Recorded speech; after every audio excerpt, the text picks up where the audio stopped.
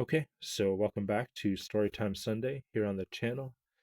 Today we're going to be taking a look at what may be my oldest and most fondly remembered set of cautionary tales that I was ever introduced to as a child. I think I've probably been reading these since I was about 5 years old, as long as I can remember how to read. These would have been books that I had around me or would have been available to me. I don't think I had this particular set at that time. I think my mom had older copies that were her originals. I think my mom actually may have grown up in England in an area very close to where Beatrix Potter actually uh, grew up when she was a child. And so she had a fondness or a connection. And so when my mom moved to Canada and had her children here, she wanted to introduce them to the things that she had grown up with as a child. And among those things were the Beatrix Potter Collection. And this is a collection that I got. We actually got this, if you can believe this, this was like a extra add-on prize at a gas station that you could get when we were kids. And I actually have there's two copies. I have my copy here, and then my brother's. We have his as well. So we both have both boxes, full set. Uh, and in order to get that as a kid, because we didn't have a car, living in a downtown city, we didn't need one. Uh, my mom had to borrow her friends' cars and go and get them gassed up so that she could qualify to get the two boxes. And she had to go back and forth between multiple friends so that she could go and get enough credit or whatever at the gas station in order to get us both sets. And so she made sure to do that. And I can remember that's like a vivid memory as a kid of having to drive around with her friends' cars and gas them up so that we could collect the prizes. And so I believe, if my memory doesn't fail me, like I could be completely wrong about this. But I believe this set was like $15. Maybe it was like $15, I think, for the full complete set back in whenever that was. I'll just put it that way. Back in the olden days, right? So I'll go ahead and open it up in a second here, and we'll take a look at the books. And I'm going to read the first one to you guys, which is like the one that I know the most, because every time you open it up, you start at the first one, and then you see how far you get, right? So I've read the first one many times, and it was my mom's favorite one to read to us as well. And the illustrations are probably one of the greatest things about this set of books. I'll just show you here, even on the front cover, just cute little bunnies. The titular hero of our story tonight, Peter Rabbit, getting up to mischief. I think it's Mr. Frog, Jemima Puddle Duck, and Mr. Fox, I believe. Oh, and the kittens. I know they're Tom's sisters. I can't remember their names off the top of my head, but oh man, do they get into trouble. So I'll go ahead and open up the first set here. And what I think would be the fairest way for me to do this, it would be to take them all out for you guys so that we can take a look at them. So this is, I'm going to do it like Pokemon cards, all right? They're in reverse order. This is number one, right? So this is the one that we'll read tonight, The Tale of Peter Rabbit. And I'll just show you just on the quality of these books. Like those are the front pages, the frontispiece or whatever, right? Or that's just even the binding, you know what I mean? But we'll go in here. So we'll read this one in a little bit. Each of these is illustrated. So I'm not going to go through each and every one of them. But The Tale of Squirrel Nutkin. These are produced, looks like, by the F. Warne and Company. I'll just do a little flip through so you can see how illustrated each of these books are. Looks like there's a slight bit of weather damage, although that, honestly, that looks like it could be original. Something included in the binding. That's fine. So, Squirrel Nutkin, I'm just going to put them here as we go through The Tailor of Gloucester. I'm sure that there's still, I think it's probably just stuck, the front page. I can see it there. I can see the outline of it, but I'm not going to open it. Just show you a little bit of the illustrations. Like, they're so detailed. But we'll come back. Like, if you guys want me to read these, this is one of my favorites. uh, the Scottish Benjamin Bunny. All the trouble that he gets up to. Oh. Well, did we, like, we definitely have to do that one. You know? The Tale of Two Bad Mice. How can you not? How can you not want to find out what happens to the two bad mice? What are they up to? What are they doing? What kind of mischief are they getting into? You know? The Tale of Miss Tiggywinkle. My mom has upstairs, we have a cookie jar. That's a Miss Tiggywinkle cookie jar. Someday I'll have to show that to you guys because it's like too precious. It's like a family heirloom at this point. Just show you some of the. Here we go.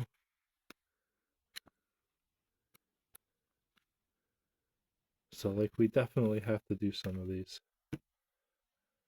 The Tale of Mr. Jeremy Fisher. This one used to be one of my favorites. Favorites. I would like skip some of the other ones and come to this one. I've read this one probably more times than I can imagine. It was seeing him get his finger bit by the fish. I was always so interested in that when I was a kid. Yeah. Let's see if I can find the picture. Something bites his finger. Yeah. I can't remember. Okay, there we go. Tale of Mr. Jeremy Fisher. The Tale of Tom Kitten. Oh my gosh. Brings me back. You get into all kinds of trouble. Oh, these children and their mothers.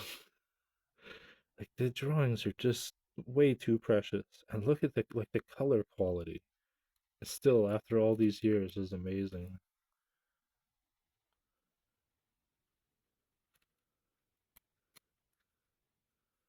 Yep. Getting your face scrubbed. The Tale of Jemima Puddle Duck, another classic that we're gonna have to read at some point. Uh, all the things that a duck, and all the problems a duck can get into, huh? Especially with sly foxes around, you know? It's a good one. That's a good one. Oh, the Tale of the Flopsy Bunnies. Man, you know,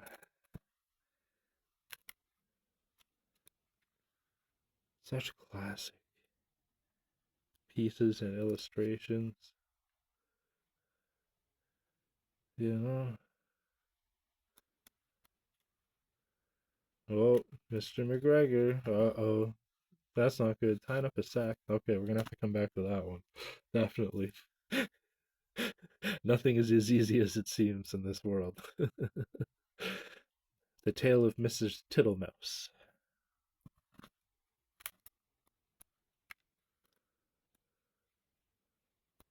Like, there's such cute illustrations. Oh, here we go. Mr. Toad again.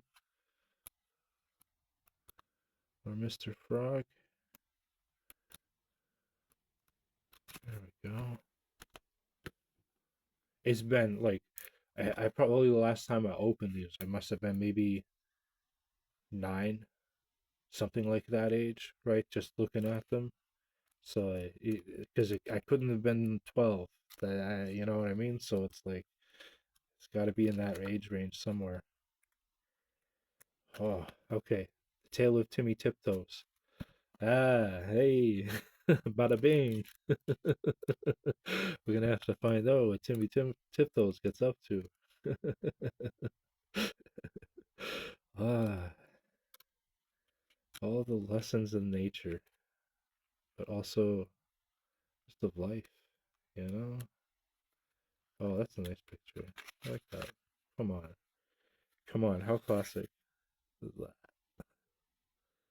We're definitely gonna have to come back and read these at some point.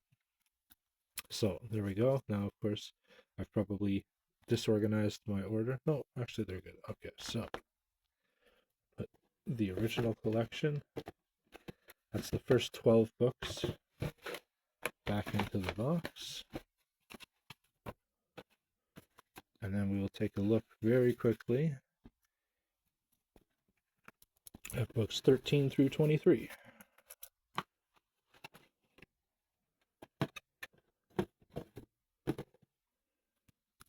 So once again, there we go.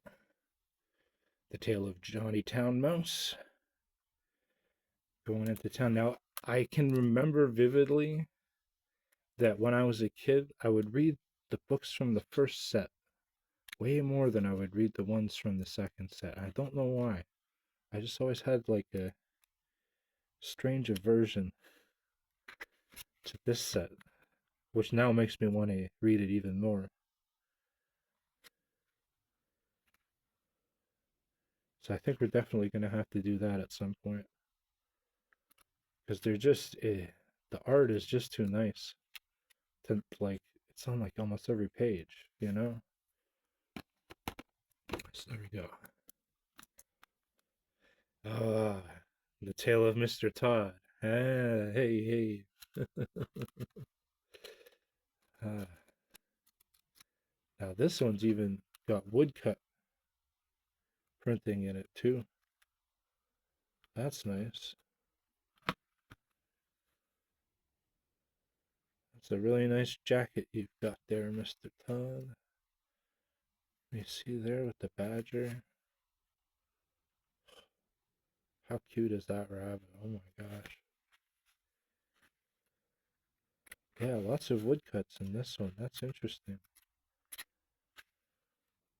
So we'll definitely have to come back and check that out. Oh, what's Mr. Todd up to? What the heck? I hope he's not up to no good.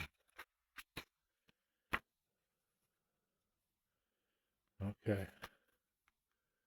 Let's see.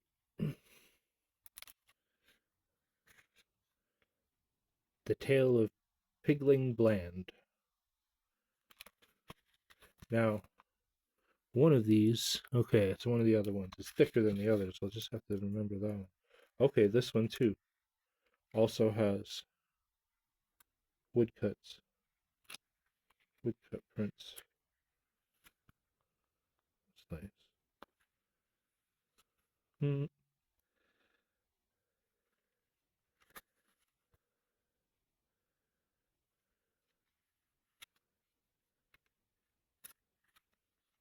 Uh, really nice illustrations, you know? So yeah, we'll definitely have to come back. The Tale of Samuel Whiskers, or the Roly-Poly Pudding. Mmm, mmm. Taste of the Roly-Poly Pudding. Hey. That's quite the expression there. Also, I love the clothing, like the details of like the clothing at the time and what people were wearing, you know? Because you can kind of imagine the people, even if it isn't people, you know, doing something at the oven. Oh, oh.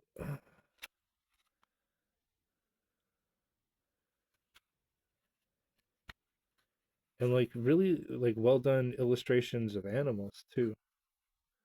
Looks like the cat's in trouble there because it really captures like the essence, like the kittens there. Like it's totally, you can totally tell it's a cat, but then the parents, you can totally tell that those are like people as well, right? Oh, oh, here's an actual illustration of a man. Interesting. There we go.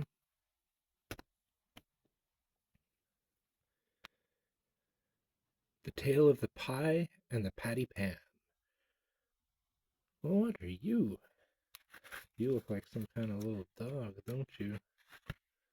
Mm-hmm. Oh, taking the pie off the shelf. Uh-oh. Uh-oh. Uh-oh. A pie made of mouse. Uh-oh. Uh-oh. That's not good. The veal and ham pie. Oh. Where is the pie made of mouse?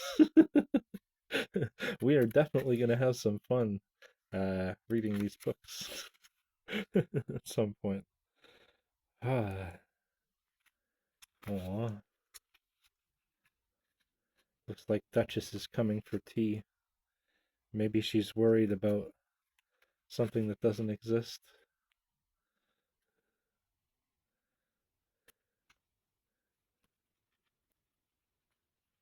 Aw,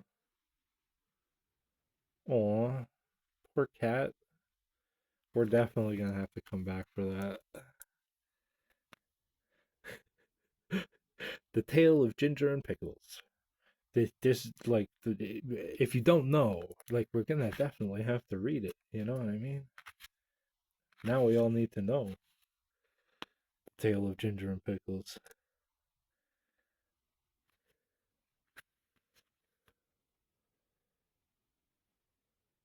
Like just what a shop was like at that time. You know, for children maybe going in.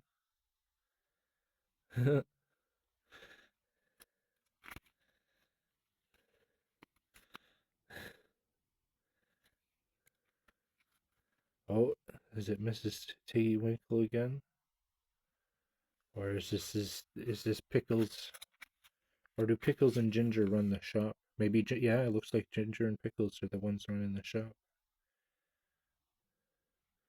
The hen with all of her chicks. Oh my gosh. Jeez Louise. Jesus Murphy. There we go.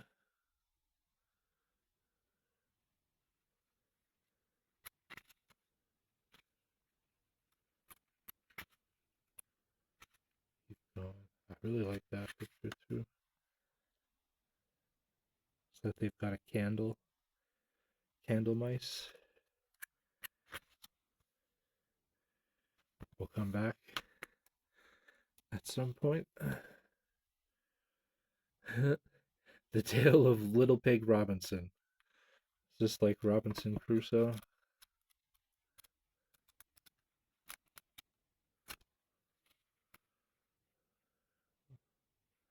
What a fancy looking cat. There's a boat.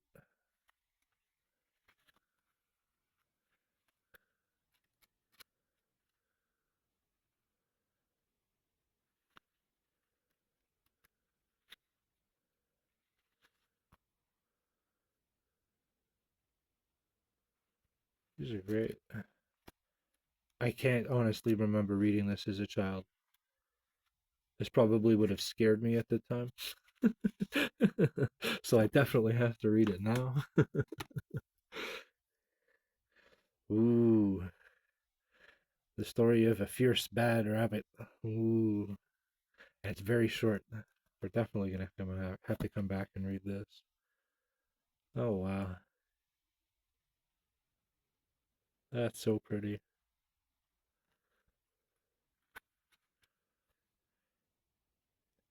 They did not disappoint. That is definitely a fierce rabbit. Heck yes.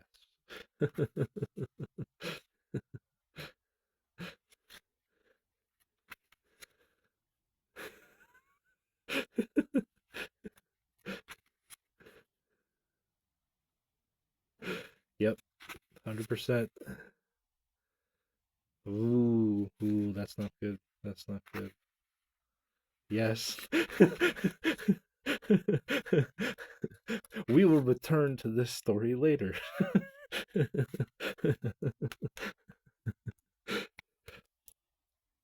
Aw, the story of Miss Moppet.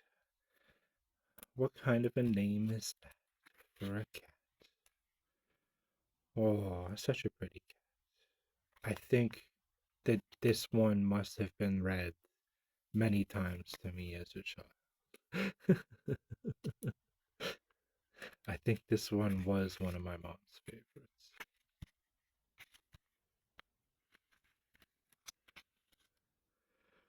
Oh.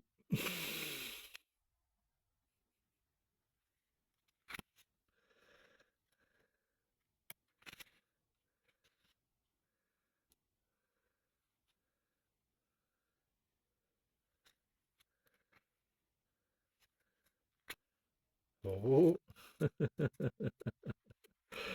We'll come back. We'll come back. Happily Dapply's nursery rhymes.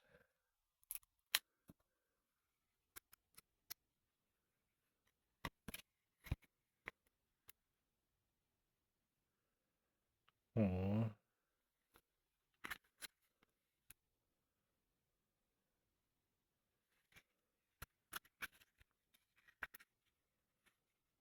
so cute.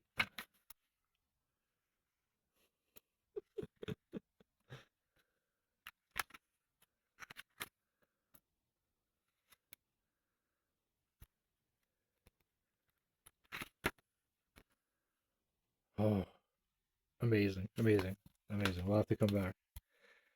And last but not least, Cecily Parsley's nursery rhymes.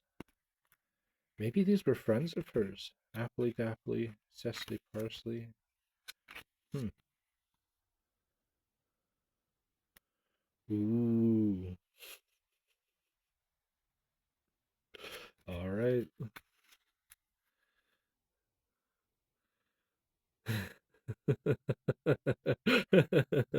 We're definitely gonna have to read these ones, man.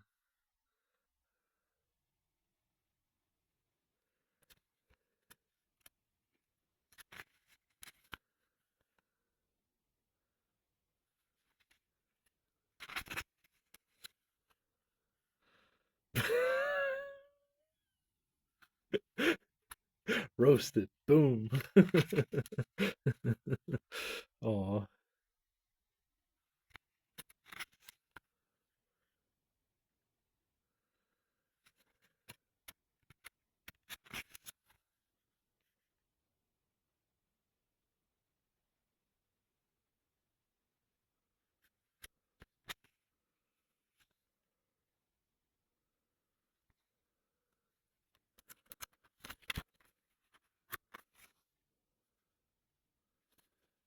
beautiful, beautiful. All right, guys. I'll stop flipping around. I'll put these back and we'll get back to reading tonight's entry. Come on. There we go. Which is the titular Tale of Peter Rabbit, Episode 1.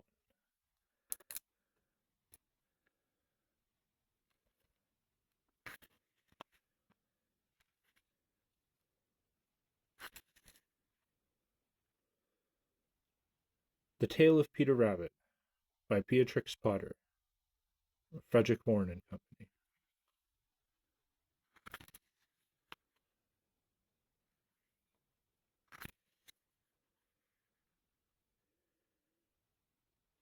Once upon a time, there were 4 little rabbits, and their names were Flopsy, Mopsy, Cottontail, and Peter. They lived with their mother in a sandbank underneath the root of a very big fir tree. "Now, my dears," said old Mrs. Rabbit one morning, "you may go into the fields or down the lane, but don't go into Mr. McGregor's garden. Your father had an accident there, and he was put in a pie by Mrs. McGregor. Now run along, and don't get into mischief. I'm going out." Then old Mrs. Rabbit took a basket and her umbrella and went through the wood to the baker's. She bought a loaf of brown bread and 5 currant buns.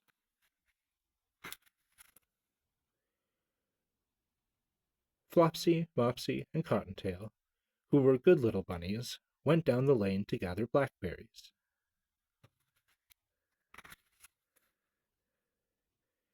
But Peter, who was very naughty, ran straight away to Mr. McGregor's garden and squeezed under the gate.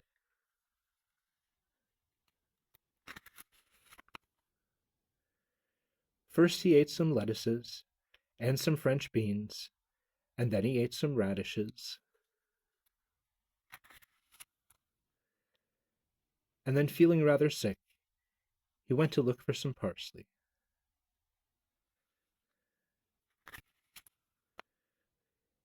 But round the end of a cucumber frame, whom should he meet but Mr. McGregor?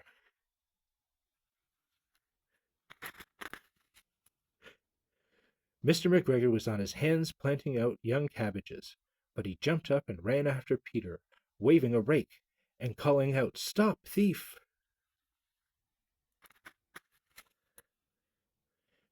Peter was most dreadfully frightened. He rushed all over the garden, for he had forgotten the way back to the gate. He lost one of his shoes among the cabbages, and the other shoe amongst the potatoes. After losing them, he ran on 4 legs, and went faster, so that I think he might have got away altogether if he had not unfortunately run into a gooseberry net, and got caught by the large buttons on his jacket. It was a blue jacket with brass buttons, quite new.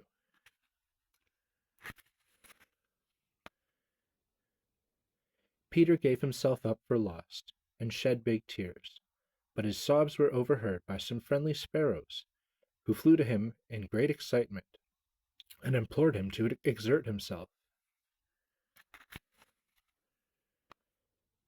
Mr. McGregor came up with a sieve, which he intended to pop upon the top of Peter, but Peter wriggled out just in time, leaving his jacket behind him, and rushed into the tool shed, and jumped into a can. It would have been a beautiful thing to hide in, if it had not had so much water in it.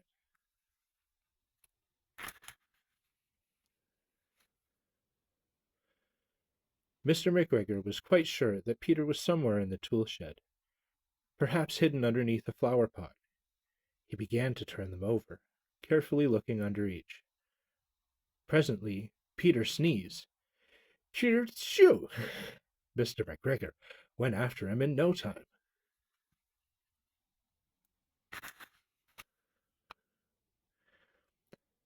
And tried to put his foot upon Peter, who jumped out of a window, upsetting 3 plants.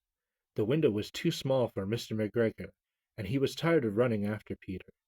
He went back to his work. Peter sat down to rest. He was out of breath and trembling with fright, and he had not the least idea which way to go. Also, he was very damp with sitting in the can. After a time, he began to wander about, going lippity-lippity, not very fast, and looking all around.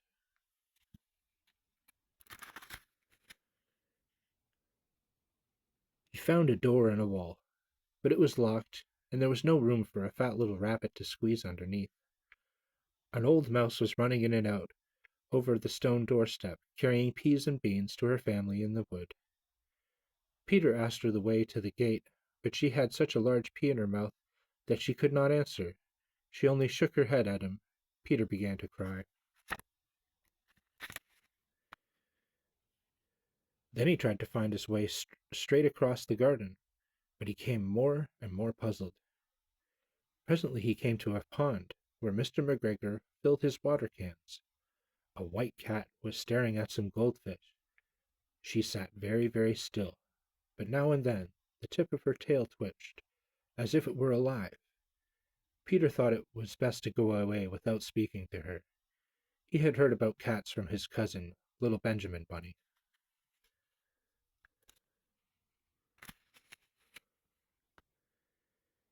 He went back towards the tool shed, but suddenly, quite close to him, he heard the noise of a hoe.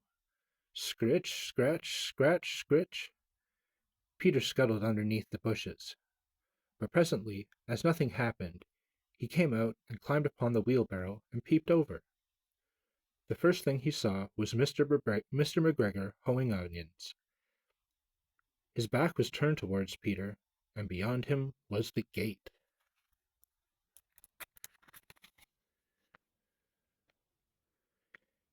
Peter got down very quietly off the wheelbarrow and started running as fast as he could go, along a straight walk behind some blackcurrant bushes. Mr. McGregor caught sight of him at the corner, but Peter did not care. He slipped underneath the gate and was safe at last in the woods outside of the garden.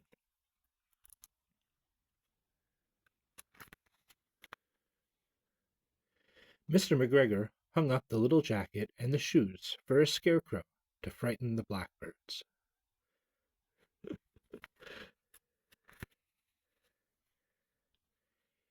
Peter never stopped running or looked behind him till he got home to the big fir tree. He was so tired that he flopped down upon the nice soft sand floor of the rabbit hole and shut his eyes. His mother was busy cooking. She wondered what he had done with his clothes. It was the second little jacket and pair of shoes that Peter had lost in a fortnight.